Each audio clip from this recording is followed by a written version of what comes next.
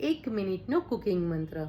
ટીંડોળા, ફણસી એવા જે બધા ગ્રીન વેજીટેબલ્સ છે, એટલે કે ગ્રીન જે શાક છે, એને એઝ ઇટ ઇઝ ગ્રીન રાખવા માટે શું કરવું જોઈએ, એને કઈ રીતે બનાવવા જોઈએ.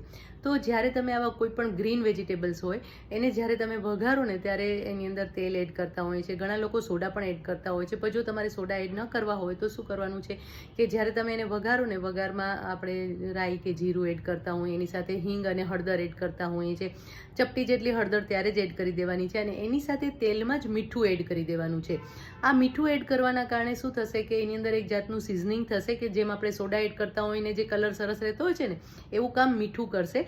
ને તરત જ પછી એની અંદર ટીંડોળા, સુધારેલા ટીંડોળા અથવા તો ફણસી તમે ઉમેરી શકો છો, કે કોઈ પણ ભીંડા પણ તમે ઉમેરી શકો છો, કોઈ પણ ગ્રીન વેજીટેબલ તમે ઉમેરી શકો છો.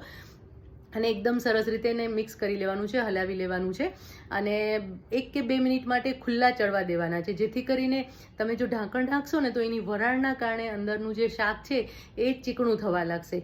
ચીકણું એ થવા લાગશે, એની સાથે ટીંડોળા અને જે ફણસી છે એ ચીકણા નહીં થાય, પણ એની સાથે એનો કલર બદલાવા લાગશે. તો એને ખુલ્લા જ આપણે 2 થી 3 મિનિટ સુધી મિક્સ કરી અને ચડાવવા દેવાના છે અને પછી એને ઢાંકીને 3 થી 4 મિનિટ માટે ચડવા દેવાના છે. અને ઢાંકો ત્યારે ઉપર પાણી મૂકી દેવાનું છે. ઉપર એક પ્લેટ તમે ઢાંકી દો, એની ઉપર પાણી મૂકી દેવાનું છે અને જરૂર પડે તો 1 કે 2 ચમચી પાણી, એ ગરમ પાણી અંદર પણ ઉમેરવાનું છે.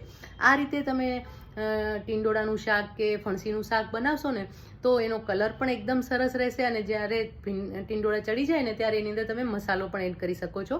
લાલ મરચું, ધાણા જીરું, એ બધી જ વસ્તુ તમારે એની અંદર એડ કરી દેવાની છે અને ચપટી હળદર ઉપરથી પણ એડ કરવાની છે, જેથી કરીને કલર એકદમ સરસ આવી જાય.